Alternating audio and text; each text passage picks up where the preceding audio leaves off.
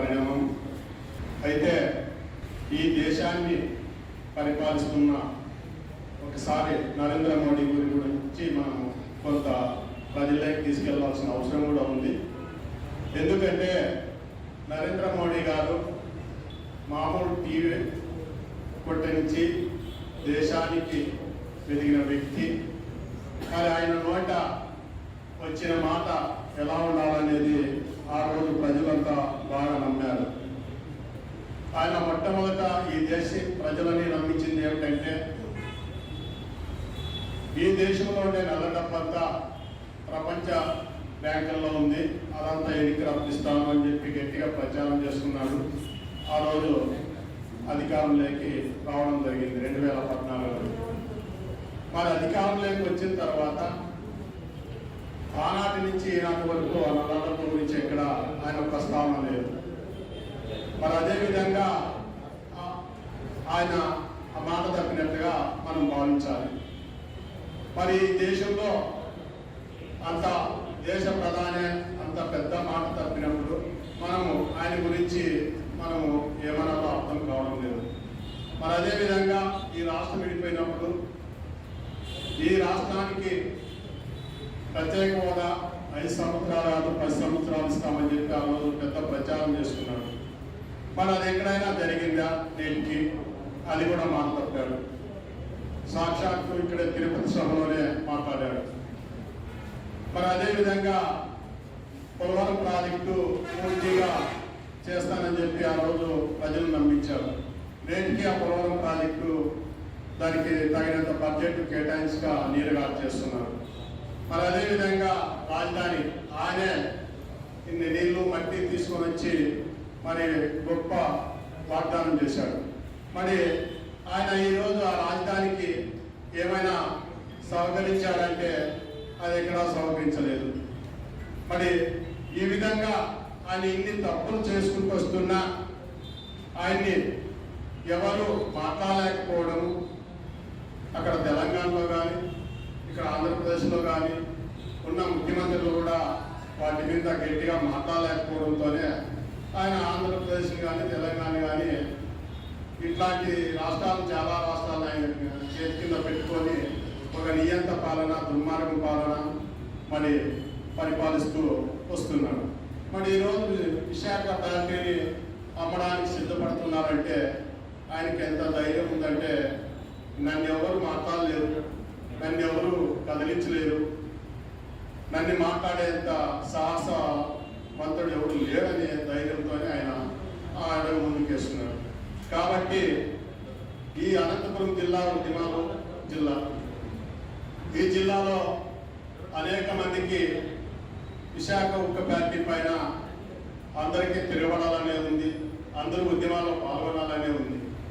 కానీ దానికి నాయకత్వం అనేది మంచి నాయకత్వం ఎవరైనా తీసుకొని మరి తీసుకున్న తర్వాత దాన్ని మధ్యలో వదలకుండా అది పూర్తి స్థాయిలో సాధించే దశగా వెళ్ళాల్సిన అవసరము మన జిల్లా నుంచి కూడా ఎంతో ఉందని చెప్పి ఈ సమావేశం తెలియజేస్తున్నాం. ఒకటి పోరాటం కాదు, అది మొత్తం ఆంధ్రదేశ ప్రజలు తెలంగాణ మనం అందరం కలుసుకొని చేసిన పోరాటం అది. కాబట్టి ఇవాళ ఎవరికైనా విశాఖ ఉక్కుని ప్రైవేట్ పరం చేస్తే దుర్మార్గములు చెప్పడానికి అందరూ సిద్ధపడతారు. ఎందుకంటే ఆ పోరాటం వల్ల వచ్చింది, అది ఏదో అనుకుంటే వచ్చింది కాదు, కేంద్రం పెట్టింది కాదు, పోరాటం చేసి సాధించుకున్నాం. అట్లాంటిది ఇవాళ నిజంగానే మరి అప్పలంగా వస్తున్నటువంటి మల్టీనేషనల్స్కి బహుళజాతి కంపెనీలకి లేదా మన దేశంలో ఉండి పెద్ద ఎత్తున నిన్న మొన్నటి నుంచి పెరిగినటువంటి ఆదాయ అమ్మాలని చాలా మందికి అప్పచెప్పొస్తాను. వాళ్ళు చెప్పిన గొప్ప పని ఏమంటే నేను పేపర్లోనూ సెల్లులోనూ చూశాను, నేను 9 లక్షల కోట్ల రూపాయలు బ్యాంకులకు అప్పు చేస్తే వాళ్ళు ఏం మాట్లాడలేదు, ఎవరినే మాట్లాడలేదు, ఎవరిని అరెస్ట్ కూడా చేయడం లేదు వాళ్ళు. సో ఇంత మంచి క్యారెక్టర్ కలిగినటువంటి మోడీ ప్రభుత్వం కాబట్టి దానికి ఊరికే మాటలతో చెప్తే మీటింగ్లతో చెప్తే కాదు, ఉద్యమాలతోనే చెప్పాలి. సరే ఈ ప్రభుత్వం ఏం చేస్తుంది ఏమి అనేది ఇక్కడ చర్చ కాదు. ఈ ప్రభుత్వం వాళ్ళు చేస్తారా లేదని రోడ్డు మీదకి వస్తే ఏం చేస్తారా అనేది వస్తుంది. అయితే అదనమైన లాభం ఏమంటే ఓ లెటర్ కానీ ఎంపీలు కానీ మాట్లాడినట్టు పేపర్లో వచ్చింది. ఇక్కడ చర్చ సీఎమ్మా నువ్వా నేనా కాదు, ప్రజల హక్కుని ప్రజలకు సాధించుకున్న హక్కును నాశనం చేస్తున్నటువంటి దాని మీద మనం ఏం చేద్దామనేది ఎంఎల్ పార్టీగా నా ప్రపోజల్ ఏమంటే, ఎన్నికలు అనే మాట పక్కన పెడితే మనం ఒక ఉద్యమాన్ని, అంటే ఉద్యమం అనేది పోయి సెంట్రల్ ఆఫీస్ దగ్గర పోయి కూర్చొని 2 నిమిషాలు నిలబడి పోలీసు వస్తేనే పోయేది కూడా ఉద్యమమే, ఆఫీస్ దగ్గర పోయి ధర్నా చేసేది ఉద్యమమే, నిరాహారం తీసేది ఉద్యమమే. కానీ ఎక్కువ మంది అన్ని రంగాల ప్రజల్ని రోడ్డుకి తీసుకురావడానికి కావాల్సిన ప్రోగ్రామ్ గ్రామీణ ప్రాంతాల వాళ్ళు కూడా మాదే విశాఖ ఉక్కు, ఇది టౌన్ లో వాళ్ళు చదువుకున్న వాళ్ళు పార్టీల వాళ్ళము చేసే ఉద్యమం కాదు. ఇది మనమేం లీడ్ చేస్తాం. లీడ్ చేసే దాంట్లో కొంత మేధావర్గము, వామపక్షాలు, ఇతర అభినయవాదులు రంగంలో దిగుతారు, అది మామూలే.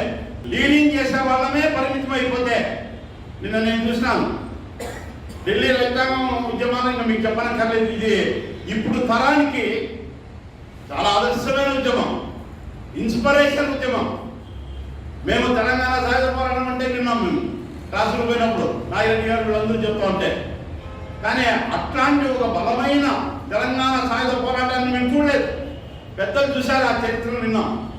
మళ్ళీ ఆ చిన్న చిన్న ఉద్యమాలు వచ్చినాయి, అందులో పాల్గొన్నాం. కానీ వాళ్ళ ఈ తరానికి ఢిల్లీలో రైతాంగం చేస్తున్న ఉద్యమము ఇక అందరికీ ఆదర్శమే.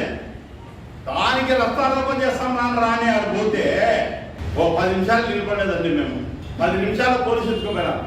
నేను అప్పుడు అన్నాను, అరెస్ట్ అయ్యి పోలీస్ స్టేషన్ పోయిన తర్వాత మనం 10 నిమిషాలు కూడా నిలబడలేనటువంటి ఉద్యమాన్ని మనం చూస్తున్నాము. వామపక్ష పార్టీలు వచ్చిన మీద మరి నిజంగా సిగ్గిపోతుంది.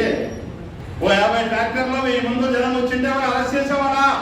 మనం 10 నిమిషాల పోలీస్ స్టేషన్ తీసుకొచ్చి పెట్టేవాడా? అనంతపురము రస్తారోకో తప్పనవరం దగ్గర దద్దరి లేదు.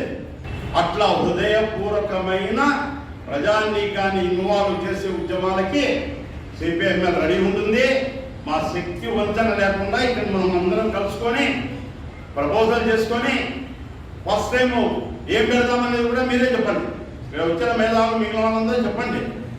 అయితే ఉధృతమైన ప్రజానీకాన్ని ఇన్వాల్వ్ చేసే ఉద్యమంగా మనం ముందుకు తీసుకుపోదామని, దాంట్లో మా పాత్ర కూడా ఉంటుందని మీకు తెలియజేస్తాను. నేను చూసినట్టయితే నరేంద్ర మోడీ గవర్నమెంట్ అనేది దేశ ప్రజల యొక్క శ్రమ చేత, వాళ్ళ యొక్క కష్టం చేత, వాళ్ళ పన్నుల చేత కట్టబడినటువంటి ప్రజల యొక్క ఈ పరిశ్రమలు ఏదైతే ఉంటాయో ప్రభుత్వ రంగ సంస్థల్ని చాలా ఫాస్ట్గా వీటన్నింటినీ కూడా ప్రైవేటీకరణ చేస్తూ వస్తున్నాయి. మనం చూస్తున్న బిఎస్ఎన్ఎల్ కానీ, బీటీసీఎల్ కానీ, ఎల్ఐసి, రైల్వేస్ అన్నింటినీ కూడా ఉక్కు పరిశ్రమను కూడా ఈరోజు మనము ప్రైవేటీకరణ చేస్తూ ఈరోజు వాళ్ళు చర్యలు చేపడుతున్నారు. కాబట్టి దీన్ని మనం గుర్తించాల్సి ఉంటుంది. ఎందుకంటే ఈరోజు నరేంద్ర మోడీ గవర్నమెంట్ ఈ చట్టం అమలు చేస్తూ ఉంది. రేపు పొద్దున్నే వేరే గవర్నమెంట్ కూడా వచ్చి దాన్ని అమలు చేస్తుంది. కాబట్టి మనం ఎట్లాంటి స్టాండ్ తీసుకోవాలనేది మనం గుర్తుంచుకోవాలా. ఈరోజు ఈ ఉక్కు పరిశ్రమని ప్రపంచంలోనే అతిపెద్ద ప్రైవేట్ కార్పొరేట్ పౌర సంస్థ అయినటువంటి పోస్కో అనేటువంటి నార్త్ సౌత్ కొరియన్ కంపెనీకి ఈరోజు ఇచ్చేస్తా ఉంది. అంటే ఈరోజు ప్రపంచీకరణ విధానాలు ఏ విధంగా ఉన్నాయి అంటే పూర్తిగా ప్రజల పక్షాన ఉంది, అది పనిచేయడం లేదు.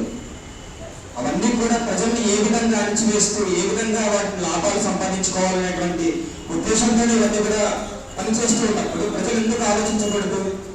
కాబట్టి ప్రజలందరూ కూడా చాలా బలమైనటువంటి ఉద్యమాన్ని ఈరోజు ముందుకు తీసుకొని రావాల్సి ఉంటుంది. కాబట్టి అందులో భాగంగానే మన ఏఐటిఎస్ విద్యార్థి సంఘం కూడా దీనికోసం కృషి చేస్తుందని తెలియజేస్తూ నేను ముగిస్తున్నాను. మేము ఆ కాలంలో ఉనికి స్ట్రైక్లో పాల్గొన్నాము. అదేవిధంగా కడప ఉక్కు ఫ్యాక్టరీలో దాంట్లో కూడా పాల్గొన్నాము. ఎందుకంటే అప్పటికి 1965 నుంచి 72 వరకు కూడా మేము ఉడపా దడపగా పాల్గొన్నాము. మరి అదేవిధంగా ఒక్కసారి ఎక్కిపోతే దీనికి కారణం ఎవరంటే కాంగ్రెస్ పార్టీని. కాంగ్రెస్ పార్టీ వాళ్ళు ఆ కాలంలోనే గనులు కేటాయించింటే ఈరోజు ఈ దుర్భరమైన పరిస్థితి మనకు వచ్చేది కాదు. ఇదైతే వాస్తవం. మరి దీనికి ఇప్పుడు మనము సమస్య పరిష్కారం చేసుకోవాలంటే ఒక 2000 ఎకరాలు అమ్మితే మనకు దాదాపుగా 20 లక్షల కోట్ల రూపాయలు వస్తాయి. అప్పుడు 12,500 కోట్లు అప్పు కట్టి 7,500 కోట్లు నగదుతో ఎంత వ్యాపారమైనా చేయడానికి ఇది ఒక అవకాశం మనకు. ఎందుకంటే 22,000 ఎకరాలు ఉంది కాబట్టి 2,000 ఎకరాలు పోయినప్పుడు 20,000 ఎకరాలు ఉంటుంది. మరి అదే విధంగా తెలుగుదేశంలో ఏం చేసింది? 54 ఫ్యాక్టరీలని గారదత్తం చేసేసింది. ఒక్క అనంతపురంలోనే 10 ఫ్యాక్టరీలు. ఏపీ లైటింగ్స్ అయితేనేమి, ఇక్కడ సోమంరెడ్డి యాన్సిల్కి అయితేనేమి, పట్టాపి ఫోర్స్, Guntakal spinning mill, Tadipatri spinning mill, glucose factory, వాచర్ కంపెనీ, హిందూపూర్ షుగర్ ఫ్యాక్టరీ, ఇవన్నీ కూడా మనం పోగొట్టుకున్నాం. కాబట్టి దీన్ని కూడా మళ్ళీ మనం పోగొట్టుకోవాల్సిన అవసరం లేదు. కాకపోతే నేను ఒక చిన్న విన్నపం చేస్తున్నాను. ఫ్యాక్టరీలో ఏదన్నా తప్పు చేసిన వాళ్ళు ఉంటే ఖండించాలని చెప్పేసి కోరుతున్నాను. ఎందుకంటే వాళ్ళు చేసే తప్పుల వల్ల కూడా నష్టం వచ్చేదానికి అవకాశం ఉంటుంది. కాబట్టి దయచేసి దాన్ని కూడా మనం గమనించాలి. ఎందుకంటే తప్పు చేసిన వారిని ఉపేక్షిస్తే ఇంకొకరు కూడా తప్పు చేస్తాడు. కాబట్టి గతాన్ని మనం తెలుసుకొని మనం 2000 ఎకరాలు ఖచ్చితంగా అమ్మితే ఫ్యాక్టరీ బాగుపడడానికి అవకాశం ఉంటుంది. కాబట్టి ఆ విధంగా చేస్తేనే ఫ్యాక్టరీ బాగుపడుతుంది. మనం ఎవరిని అప్పడగలసిన అవసరం లేదు, ఎవరితో దానం అడగాల్సిన అవసరం కూడా లేదు. కాబట్టి దయచేసి దీని మీద కూడా ఆలోచన చేయాలని చెప్పేసి కోరుకుంటున్నాను. ఎప్పుడైనా కానీ యోగ్యత కలిగిన వారికి అవకాశం ఇస్తే దేశం బాగుపడుతుంది. యోగ్యత లేని వారికి అవకాశం ఇస్తే దేశం నాశనం అయిపోతుంది. కాబట్టి ప్రతి ఒక్కటి కూడా మనం తెలుసుకొని దీంట్లో ప్రతి ఒక్కరు మనము ఆ విధంగా పోవాలని చెప్పేసి కోరుకుంటూ సెలవు తీసుకుంటున్నాను. 90 నుంచి నూతన ఆర్థిక విధానాలు సంస్కరణలని ఆ పేరు వింటూనే ఉన్నాం. అంటే నూతన ఆర్థిక విధానాలు అంటే ప్రభుత్వ రంగానికి తీరుగా ప్రైవేట్ రంగం వస్తుంది. ప్రైవేట్ రంగం వస్తే మనం ఎంతో ఉపాధి దొరుకుతుంది. ప్రభుత్వ రంగం పరిమితంగా ఆదాయం లేవు వాటిని దానికి తీరుగా ప్రైవేట్ రంగాన్ని ప్రోత్సహిస్తే భారీ ఎత్తున ఉపాధి దొరుకుతుంది. అన్ని రంగాలు బాగుపడతాయని విన్నాం అప్పట్లో. మరి ఇప్పుడున్న పాలనలో ప్రభుత్వ రంగానే ప్రైవేట్ పరం కాల్చగా అమ్మేస్తున్నారు. ఇది చాలా అన్యాయం, దారుణమైంది. ఈరోజు ఇనుము నిత్యావసర వస్తువు అయిపోయింది. మనకి ఇనుము లేని వ్యవసాయం నడుస్తుంది, ఇనుము లేదు. అసలు మనం పోయిపోయిన బైక్ కూడా ఇనుము అవసరం. ప్రతిదీ ఇనుమే. కరెంటు, ఇనుము, నీళ్లు ప్రతిదీ నిత్యావసర వస్తువులు. ఇవన్నీ కూడా పబ్లిక్ రంగము ప్రైవేట్ వాళ్ళకి అప్పచెప్పడం చాలా అన్యాయం. ప్రతిదీ కూడా అదే చూసాం మనం. ఈరోజు విద్యారంగానికి పోటుగా దీనిగా ప్రైవేట్ విద్యారంగం ఉంది. అనేక కాలేజీలు పెట్టారు. వైద్య విధాన ఆసుపత్రులకు దీనిగా అనేక హాస్పిటల్ పెట్టారు. ఈరోజు విశాఖ ఉక్కు ఫ్యాక్టరీకి దీనిగా 1-2-3 ప్రైవేట్ రంగంలో పెట్టుకోవచ్చు. ఆ విధంగా ప్రోత్సహించాలి. అదే ఆ రోజు మన్మోహన్ సింగ్ గవర్నమెంట్ ఉన్నప్పుడు, ఆ రోజు ఎన్డీఏ గవర్నమెంట్లో సిపిఎం పార్టీలో వద్దన్నమాట. అనునియక్తలు అనుమతిస్తూ వద్దు. ఈ దేశంలో అతని ఖర్చు ఎక్కువ, రైతుల మీద వేయాలా, ప్రజల మీద వేయాలా, విద్యుత్ బిల్లులు పెరుగుతాయంటే ఆ రోజు వాళ్ళు సమర్థించినారు. బీజేపీ వాళ్ళు కొన్ని విషయాల్లో గావుకేకలు వేసినారు. వాళ్ళు ఆ ప్రతిపక్షంలో ఉన్నాము. ఈరోజు అన్ని ప్రైవేట్ పరమే, అవి తప్ప మాకేమీ లేదని అట్లా చేస్తున్నారు. ఇది చాలా అన్యాయము. అందులో మరి మీరు ఏదో పత్రికలు చూసినా ప్రతిదీ ప్రైవేట్ పరమైపోతే ప్రైవేట్ పబ్లిక్ రంగం రాకుండా 2030 ఒక సామాన్య కుటుంబానికి కూడా నెలకు ₹1,00,000 అవసరమవుతాయి. నెలకు ₹1,00,000. అన్ని నీళ్లు తాగడం, గుడ్డలు, మిత్రులు, ఈ పెట్రోలు అన్ని ప్రైవేట్ పరంతో భారీ ఎత్తున పీక్ లెవెల్లోకి రేట్లు వెళ్ళిపోతాయి. రేట్లు వెళ్ళిపోయినప్పుడు 2030కి ఒక నెలకే ఒక కుటుంబం గడచాలంటే ₹1,00,000 అవసరమవుతాయి. ఈ విధంగా ఇది చాలా దుర్మార్గమైనది, ప్రజలకు చాలా ప్రమాదకరమైనది. అందునుంచి ఈ బీజేపీ వాళ్ళని అన్ని పార్టీలు కలిసి వచ్చే పార్టీలు కలిపి వీళ్ళ దేశం నుండి తరిమేయాలి, లేదంటే వీళ్ళని నిషేధించాలి. అంత తప్ప కానీ వారి ఎక్కడ పోరాడలేదు, వాళ్ళు నిషేధించే తప్ప ఈ దేశం బాగుపడదని మేము రైతాంగంగా మాకు అసలుకే ఇప్పటికే వ్యవసాయ రంగాన్ని ఢిల్లీలో జరుగుతున్న పోరాటం చూసి బెంబేలెత్తిపోతున్నారు. అసలు ఎక్కడ ఏం చేయాలా, ఏం పండిలా, తినాలా, ఉండాలా, లేదా ఏమన్నా భూములు ఇన్స్పెక్ట్ దేశాలు బాగుండాలి లేదు కూడా అర్థం కాదు.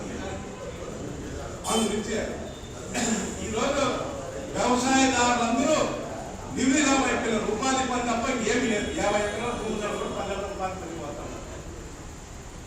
ఇంత దారుణంగా ఉంది. కాబట్టి బీజేపీ వాళ్ళు పెద్ద ఎత్తున ఉద్యమాలు చేసి వీళ్ళని ఆ ఫ్యాక్టరీని రక్షించుకోవడమే కాదు కానీ ఇట్లా నూతన ఆర్థిక విధానాలు ఏ పార్టీలు అయితే సమర్థించే వాళ్ళందరినీ దేశం విడిచి భారతీయ రంగం కొట్టేదాకా వీళ్ళకి అర్థం కాదని చెప్పి ప్రజలు బాగుపడుతుందని చెప్పి నేను వైసంగంగా మనం చెప్తున్నాను. రిజర్వేస్మెంట్ ఎంతమంది ఆదిగా వస్తారు. అది ఈ రోజు జగన్మోహన్ రెడ్డి కానీ ఇంకోటి ఇంతకుముందు మినిస్ట్రీ పెట్టారు. ఆయన ఎవరు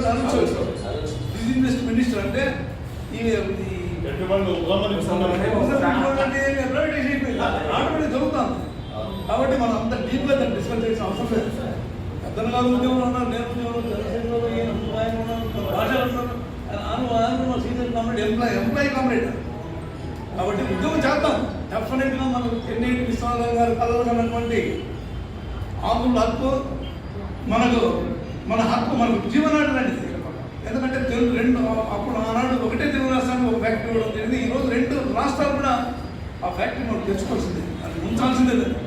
అవసరమైతే ప్రాణ త్యాగానికి సిద్ధం కావాల్సిందే. కానీ మనం ఒక పార్టీని నిందించడం కాదు. ఆ రోజు కమ్యూనిస్టులు ఒకటే కమ్యూనిస్టు ఆ రోజు అంత బ్రహ్మాండం పోరాటం చేసి ఆ ఫ్యాక్టరీ తేవడం జరిగింది. ఈ రోజు కూడా అదే మనం అడగాల్సింది కమ్యూనిస్టులు. ఎందుకంటే వాళ్ళే ఉద్యమంలో ముందు చేస్తారు, మనం ఎన్కరేజ్ చేస్తాం. అవసరం మనం ముందు వాళ్ళు ముందు ఎత్తుకుపోయి ఫ్యాక్టరీని నిలబెట్టుకోవాల్సిన అవసరం ఎంత. దాంట్లో నోట్ డిస్ప్యూట్. మా జగన్మోహన్ రెడ్డి గారు ఉన్నావా, మీరు ఏదో జగన్మోహన్ రెడ్డి ఎంపీలు వాళ్ళు ఏదంటే నీకు అంత ఉద్ధృతంగా లేదు. ఈరోజు మనం ఉద్ధృతంగా కావాలంటే మనం ఒక వేదిక, ఈరోజు ఫస్ట్ వేదిక అనంతపురం జిల్లాలో మొదలైంది. నేను డిస్ఇన్వెస్ట్మెంట్ ఫ్యాక్టరీ ప్రైవేటేషన్ అంటానే ఫస్ట్ పేపర్లో ఇచ్చాను, చూసుకోండి. కాబట్టి ఈ ఫ్యాక్టరీ వదులుకోవాలని కానీ రోజు లాభించి పడాల్సిన అవసరం లేదు. మా పార్టీ అసలు లాభించి పడే సమస్య లేదు. దీని మీద మరి కాంగ్రెస్ నాయకత్వం మీరు తీసుకున్నా మేము ప్రభుత్వం లేదా మేము తీసుకుని మా ఇంటి లేదంటే ఉభయ కమిషన్ ఎవరు తీసుకున్నాడో వాళ్ళంతా మేము కథం పర్ లర్నా సీప్ అని చెప్పేసి నాకు తెలిసి నేను ఉద్యోగం దండి చేసాను. కాబట్టి ఈ ఫ్యాక్టరీని దాదాపుగా ఈ రాష్ట్రంలో కంటిన్యూ చేయాల్సిందే. అవసరమైతే క్యాప్టివ్ మైనింగ్ కూడా, మైనింగ్ ఇస్తే ఆటోమేటిక్గా ఉన్న ఫ్యాక్టరీ కొట్టుకుంటుంది. మైనింగ్ కోసం పడుతుంది, క్యాప్టివ్ మైనింగ్ కావాలి. కాబట్టి మైనింగ్ ఉంటే ఆటోమేటిక్గా ఫ్యాక్టరీ ప్రాఫిట్ స్టేట్ ముందుకు పోతుంది. కాబట్టి డిస్ఇన్వెస్ట్మెంట్ అనేది అది ఈ రోజు వచ్చింది, నిన్న మొన్న వచ్చింది. కానీ డిస్ఇన్వెస్ట్మెంట్ నుంచి ఈ దేశం చాలా రాష్ట్రమైంది. పబ్లిక్ సెక్టర్ అండర్టేకింగ్స్ అన్ని కూడా మూతపడే అవకాశం ఉన్నాయి. ఈ రాష్ట్రంలో ఉన్నటువంటి పబ్లిక్ సెక్టర్ సంస్థలన్నీ కూడా మూతపడే స్టేజ్లో ఉన్నాయి. ఏవో కొన్ని ఆరాపరంగా నడుస్తున్నాయి. ఈరోజు ఇసుక ఇవ్వడంతో మైనింగ్ కూడా మిగిలిపోయింది. ఎందుకంటే మైనింగ్ మనకు ఏదో కమిషన్ వస్తుంది. ఆ పనులు మనం ఆలోచిద్దాం. తారతమ్యం లేకుండా తన మన ఆడ మగ లేకుండా అందరూ నడుము బిగించి ముందుకు వస్తామంటే మేము కూడా మీతో కలిసి వస్తాము. మేము కూడా నాయకత్వం తీసుకుంటే మేము నాయకత్వం తీసుకుంటాం. లేదా ఇంకా ఎవరైనా సమర్థులు మాకంటే మంచి సమర్థులు ఉంటే వాళ్ళు కూడా వాళ్ళందరూ మేము నడవడానికి కూడా సిద్ధంగా ఉండాలని చెప్పి మీకు తెలుస్తున్నాం.